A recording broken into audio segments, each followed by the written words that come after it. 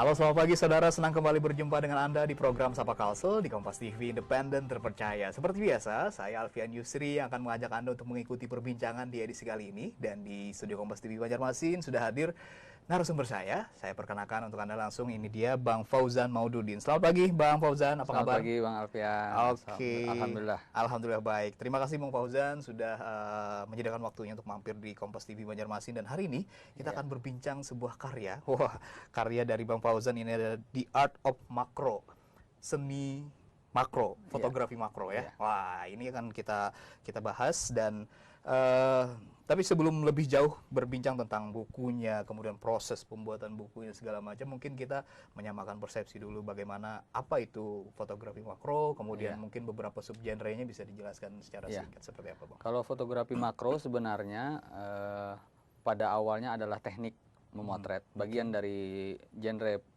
teknik fotografi, yaitu memotret dalam jarak yang dekat. Jarak dekat, mengutamakan detail. Terus kemudian perkembangannya banyak orang yang suka dengan teknik memotret seperti itu. Akhirnya malah menjadi genre. Utamanya adalah pembesaran. Kalimat utamanya adalah magnifying kalau dalam bahasa Inggris. Jadi bagaimana memotret sedekat mungkin dengan alat bantu agar fokusnya bisa lebih dekat dan objeknya lebih detail dan lebih besar. Kebanyakan sekarang objeknya adalah serangga, insek, ulat dan sejenisnya yang kecil-kecil lah istilahnya, hewan-hewan kecil. Kemudian di Indonesia ada sedikit pergeseran di sekitar tahun 2012. Banyak perkembangan tentang makro yang akhirnya tidak lagi terlalu dekat, close, tapi juga jauh, memberikan nuansa bagaimana mereka memberikan cerita, bagaimana hewan-hewan kecil itu bergerak, bagaimana proses mereka kawin, bertelur, melahirkan dan sebagainya.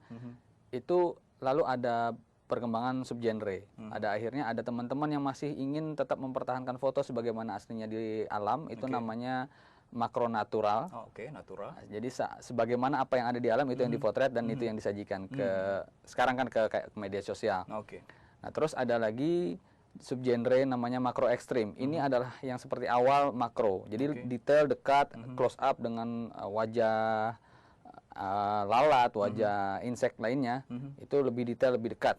Itu ekstrim namanya. Itu dengan alat bantu yang agak rumit, bahkan kayak mikroskopik sifatnya. Terus ada lagi subgenre yang berikutnya, makro still life. Itu benda-benda mati yang diolah sedemikian rupa seolah-olah seperti benda hidup.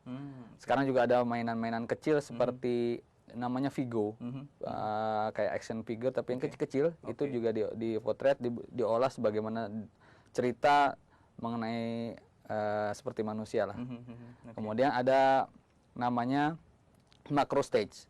Kalau macro stage itu kita mengonsep, karena kan kalau di kota besar sekarang tuh kita tidak bisa memperoleh hewan yang banyak. Misalkan kayak di Jakarta, teman-teman di Jakarta susah kalau mau motret makro, mau nyari lahan ilalang terbuka tuh sudah sulit. Jadi mereka menciptakan seperti di atas meja, menciptakan nuansa, istilahnya tempat bahwa di situ ada hewan yang kita taruh dan kita potret. Jadi tidak ada hewan yang istilahnya sampai mati itu kita ambil di alam terus kita kembalikan lagi setelah dipotret. Biasanya juga kita beli ke pet shop kayak kodok atau mantis. Sekarang banyak yang jual yang kecil-kecil. Nah, yang terakhir ini yang saya pakai untuk genre saya itu namanya macro art. Macro art itu memperbolehkan proses editing yang sebebas-bebasnya. Cuma objeknya adalah makro. Di situ bedanya. Kalau sementara sebagian orang kalau proses editing yang bebas itu disebutkan digital imaging ya. Jadi bebas mau ngambil apa-apa. Tapi yang di sini kita memang khususkan makro. Jadi kalau objeknya makro baru bisa disebut sebagai art makro. Tapi kalau objeknya bukan objek makro maka disebut digital imaging. Gitu. Jadi ada 5 subgenre. Dan yang difokuskan oleh Bang Fauzan adalah makro art itu ya? Iya, karena saya suka. Apa alasan memilih subgenre makro art ini, mungkin bisa dijelasin Bang, kira-kira sampai akhirnya bisa muncul buku setebal berapa ini, berapa halaman? 220 halaman. 220 halaman, tebal sekali ya. Mungkin apa yang jadi alasan jadi lebih tertarik ke makro art ini apa? Makro art itu memberikan kebebasan saya untuk menuangkan ide yang ada. Dulu kan saya sangat suka melukis. Dengan berbagai warna, mencampur warna. Dari situ begitu belajar makro, saya kenal kayak seperti makro, genre sub makro yang lain, itu saya kurang begitu kena karena kayak seadanya, menyajikan seadanya. Ada juga yang kayak makro ekstrim malah terlalu rumit bagi saya. Jadi akhirnya kalau yang ini bahkan foto-foto sederhana bisa diolah, disajikan dengan warna-warni, diediting dengan ditambahkan elemen-elemen editing di dalam foto tersebut, akhirnya jadi lebih cantik dan lebih menarik. Warnanya juga seperti yang bisa dilihat di buku ini, ada ungu, orange, hijau, kalau pink. di covernya, kemudian jadi, nanti di dalamnya juga bisa kita lihat gitu ya. Itu yang membuat saya lebih merasa ini apa jiwa saya di sini. Makanya saya lebih mendalami ini, dan memang kebetulan di Indonesia masih belum banyak. Ada seperti mentor saya Bang Nurdin Suruyan, tapi secara keseluruhan masih berjalan istilahnya antara suka dengan profesional atau tidak. Nah, gitu. Jadi masih ragu-ragu, masih belajar. Nah, di sini saya ingin mengajak teman-teman yang sudah belajar genre makro, ayo coba kita lihat makro art, mungkin suka dengan warna-warninya, suka dengan tampilan editingnya, itu yang ingin saya tampilkan dan saya ajak buat teman-teman semua. Biar lebih langsung terjun ke lebih profesional ya, itu, bikin dan buku. Juga bisa ini kan apa ya istilahnya, kalau kita sajikan kita tampilkan di rumah, kita cetak besar, atau mungkin di hotel, di restoran, ini benda yang kayak ulat yang dulunya mengerikan, geli, itu bisa lebih cantik, lebih indah dilihat. Kalau ditampilkan sederhana mungkin biasa saja. Biasa aja gitu ya. Oke, kita akan lanjutkan perbincangan di pagi hari ini, masih berbincang tentang The Art of Macro, dan saya masih bersama dengan Bang Fauzan. Setelah jeda berikut saya akan kembali di program Sapa Kalsel.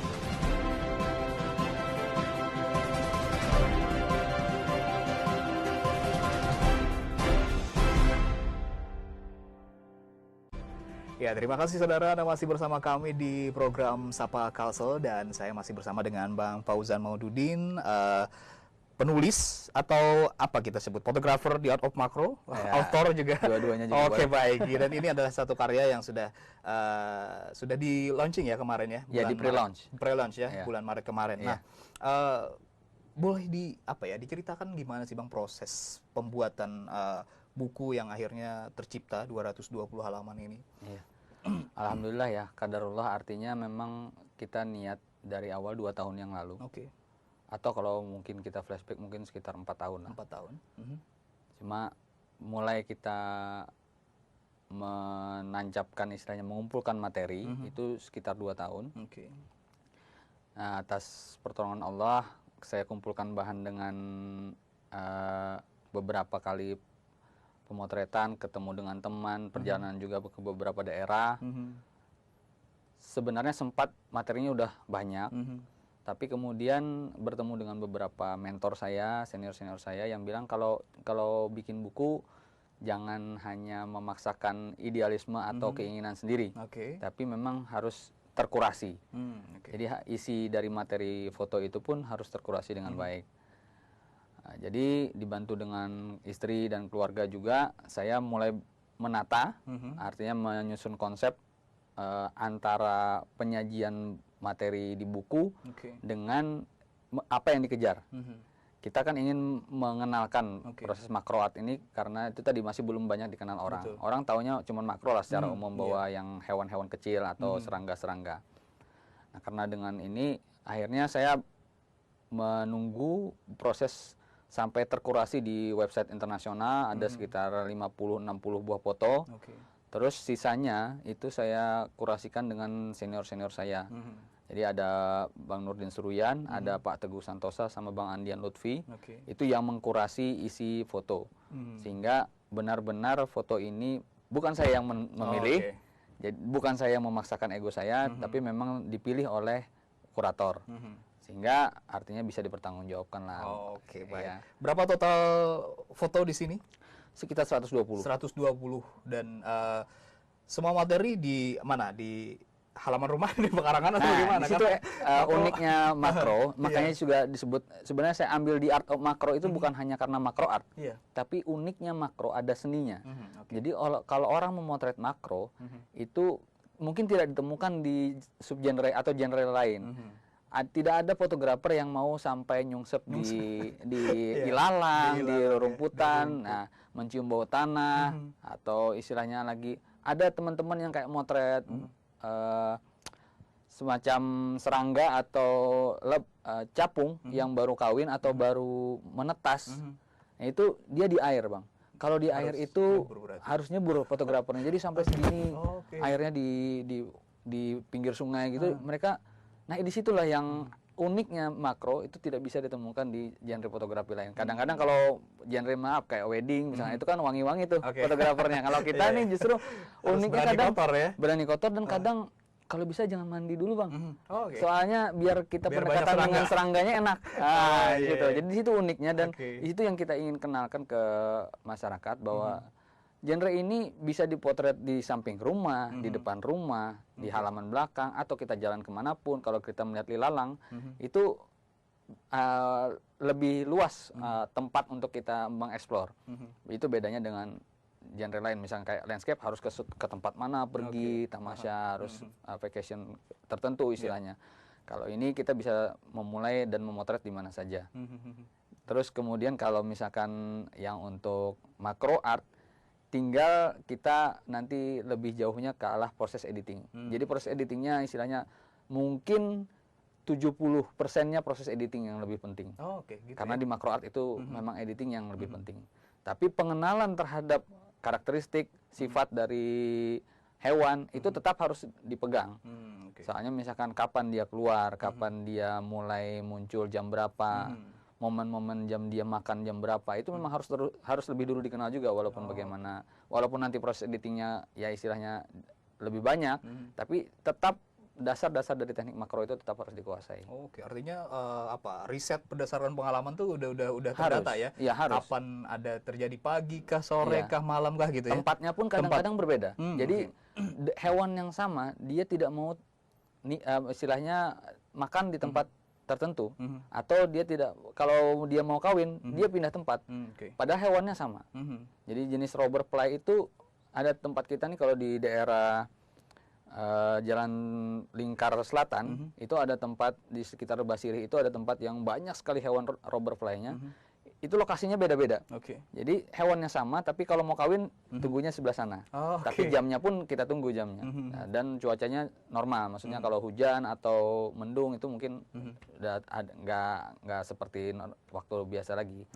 Baik. Ya, dan kita akan masih berbincang tentang The Art of Macro di segmen terakhir. Nanti masih bersama dengan Bang Fauzan. Setelah jeda berikut, saya akan kembali di program Sapa Kalsa.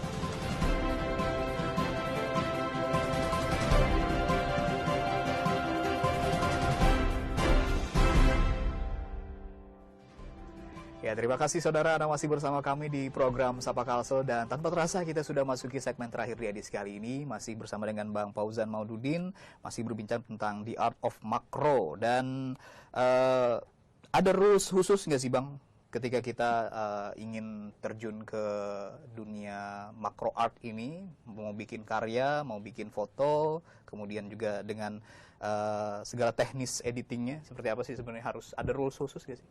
Rules khusus itu tidak ada sebenarnya. Cuma kalau kita mau motret makro, ada dua elemen penting yang harus kita kuasai, bahwa foto itu harus fokus dan tajam. Karena kalau sudah makro itu memang identiknya dengan itu. Nah, kemudian kalau misalkan diolah menjadi macro art melalui proses editing, itu jangan sampai hilang atau ketinggalan. Jadi foto apapun, seindah apapun dia mengedit, mewarna-warni atau apa, tapi kalau fokus objeknya tidak tajam, jadi percuma. Dari segi peralatan apa yang wajib? Ini kamera ada. Kalau kamera ya wajib ya pasti. Tapi sekarang ini sebenarnya makro tidak lagi identik dengan kamera mahal. Jadi kamera yang biasa standar pun bisa, dengan lensa standar pun bisa sebenarnya. Tapi effortnya lebih besar, lebih banyak kesabaran. Kalau misalkan yang standar, yang lebih recommended ya memang harus lensa yang khusus untuk makro. Ya. Nah, terus kameranya juga yang medium level pun bisa. Tapi intinya dalam genre makro itu kita harus sabar. Karena objek yang kita dekati ini kecil dan liar, artinya bergerak terus. Itu yang membuat kita harus lebih sabar. Effortnya harus lebih besar. Tantangan membuat buku ini seperti apa sebenarnya, Bang? Kalau tantangan membuat buku sebenarnya kita lebih kepada niat sih. Maksudnya kita niatnya ini apa? Niatnya ini sebenarnya tujuan utama adalah goal kami di keluarga bahwa kita pengen membuat buku yang bisa menjadi kenangan buat langkah jejak kita. Karena sehebat apapun fotografer atau siapapun yang memiliki istilahnya prestasi, berprestasi setingkat dunia pun, tapi kemudian setelah kita tidak ada orang yang ingat kita kalau tidak ada yang kita tinggal. Bahkan misalkan ulama besar pun, kalau dia tidak membuat kitab, mungkin orang akan lupa. Tapi inilah makanya waktu kita menyusun buku ini, kita memang benar-benar ingin bahwa buku ini diingat oleh orang. Jadi kenangan, jadi sebuah koleksi mungkin bagi orang bahwa oh aku punya buku ini dulu. Walaupun mungkin saya sudah tidak ada atau nanti siapapun orang itu, saya ingin mengajak orang, ayo teman-teman juga yang fotografer lain yang sudah berprestasi juara, ayo kita berikan stepping stone istilahnya, stone atau prasasti buat bisa diikuti oleh generasi berikutnya. Dan kayaknya ini untuk di fotografer di Banjarmasin ini kayak buku pertama ya untuk makro art ini. Kalau untuk makro ya, kemudian untuk fotografer sendiri pun sebenarnya belum banyak ya? Belum banyak dan mungkin saya tidak berani mengklaim yang pertama, tapi yang menulis dan materinya sendiri mungkin saya. Kalau teman-teman ada yang fotonya tapi penulisnya bukan. Jadi yang menulis ini saya sendiri dan bukunya pun materi fotonya juga saya sendiri semua. Jadi langsung semua di-handle oleh Bang Fauzan gitu ya. Cuman dibantu juga untuk layoutnya karena saya belum terlalu banyak mengerti soal layout, jadi dibantu oleh teman fotografer dari kita juga, Bang Agus Palepi di Martapura. Dan biasanya ketika kita membuat karya pasti yang ditanyakan adalah bagaimana kita bisa menjual karya ini gitu kan, Bang. Nah, termasuk dari juga hasil dari foto makro art ini sendiri, Bang Fauzan sudah apa yang dilakukan supaya karya ini tidak cuma jadi koleksi pribadi gitu, tapi akhirnya bisa dinikmati semua orang atau bahkan menghasilkan gitu. Gimana? Sebenarnya kalau untuk proses marketing penjualan kita pakai sistem nanti pakai order ya, pre-order. Karena memang rencana kita menerbitkan secara independen. Masih memungkinkan untuk produksi berdasarkan order. Nanti kalau kedepannya sudah mulai kita stabil, mungkin nanti cetak yang lebih massal. Nah, kemudian yang untuk ke sekolah-sekolah atau program kita mau ke sekolah-sekolah itu kita bagikan aja. Jadi memang niat antara marketing dengan niat untuk mencapai ibadah lah istilahnya, kita men-share ilmu, itu kita samakan langkahnya. Jadi antara yang kita jual karena untuk menutupi cost produksi dan lain sebagainya, tapi yang kita bagikan juga kita jalankan. Jadi rata-rata nanti insya Allah via pre-order dulu untuk penjualannya. Itu untuk berbicara buku gitu ya. Tapi kalau berbicara tentang karya Bang Fauzan sendiri yang sebelum-sebelumnya mungkin seperti apa nih? Iya, kalau itu juga sebenarnya foto makro sebenarnya paling enak untuk dijual. Karena lebih simpel, tidak perlu model rilis. Kalau misalnya kita objek manusia, kita harus model rilis. Kalau objek kayak tempat atau lokasi, kadang harus property rilis. Jadi harus ada izin gitu. Sementara kalau objek makro ini, kalau kita motret serangga, motret hewan-hewan kayak gini, ular, capung, apa segala macam, itu tidak ada izin apa-apa. Jadi bisa kita langsung jual ke pihak luar. Kebetulan yang suka dengan makro ini banyak orang luar negeri. Jadi pemasarannya via online, bisa lewat agensi. Ada saya juga pernah jual lewat agensi. Ada juga lewat marketplace di beberapa website. Kemudian ada namanya microstock. Jadi dia memang khusus menjual karya-karya baik fotografi ataupun vektor melalui kayak Shutterstock dan lain sebagainya. Itu untuk dipakai orang biasanya desain untuk cover buku, majalah dan lain-lain. Dan sudah banyak menghasilkan? Alhamdulillah banyak sih, mungkin belum. Dalam artian karena memang penjualannya itu nilai dolarnya kecil, Mas. Tapi dalam arti bahwa itu diminati orang itu kan sebuah apresiasi sebenarnya. Dan itu itu yang benar-benar passive income karena kalau disimpan di hard disk aja sayang ya. Jadi kalau kita taruh di website akan jadi passive income, datang setiap bulan walaupun kecil, misalkan $10 sebulan juga tidak ada orang yang mau ngasih $10 kali dalam waktu berapa sebulan. ya? Nah, Kali itulah. berapa? Sampai kapanpun itu akan tetap jadi pendapatan kita. Oke. Jadi bahwa karya itu bisa menghasilkan juga, bisa juga bernilai ibadah juga yang sudah dilakukan. Betul. Gitu ya. Oke, sebagai penutup mungkin Bang ada harapan seperti apa terhadap buku The Art of Macro, dan mungkin kedepannya seperti apa, mungkin ada target khusus? Harapan utama pertama, ini jelas seperti saya bilang di dalam buku juga, ini harapan saya pribadi adalah ini jejak kaki langkah saya yang pertama. Tapi insya Allah menjadi juga lecutan buat saya untuk selanjutnya terus memproduksi lebih produktif, lebih kreatif, bahwa kami di keluarga bertekad setiap tahun itu bisa memproduksi minimal 1 buku. Nah, kemudian ini bisa memacu istri dan anak saya juga. Artinya, ayo kita terus berkreasi, berkarya, nggak ada kata putus dalam hal itu. Nah, kemudian saya juga memancing teman-teman. Artinya, ayo kawan-kawan yang sudah punya prestasi, jangan hanya dibatas mengejar hadiah atau prestasi saja, juara saja, tapi ayo kita sharing ilmunya, kita berbagi, karena sharing ilmu itu pahalanya itu tabungan kita buat di masa ke depan gitu. Itu yang ingin saya bagikan ke saya pribadi maupun teman-teman semua. Oke, baik. Terima kasih sekali lagi Bang Fauzan Maududin yang sudah berbagi di pagi hari ini tentang The Art of Macro, dan sukses untuk bukunya Bang. Terima kasih. Dan ini sudah karya real dari seorang Bang Fauzan. Moga-moga bisa menjadi penyemangat, menjadi trigger juga buat kawan-kawan lain pecinta fotografi, khususnya juga macro art, yang juga bisa menciptakan karya dan tentunya juga mengharumkan nama Banua kita, orang Banjarmasin yang bikin. Nah, gitu ya. Oke, dan inilah saudara akhir dari perbincangan di program Sapa Kalsel edisi kali ini. Terus saksikan Sapa Kalsel setiap hari Senin hingga Sabtu pukul 7 waktu Indonesia Tengah hanya di Kompas TV, independen terpercaya. Saya Alfian Yusri bersama kru yang bertugas mengucapkan terima kasih. Sampai jumpa.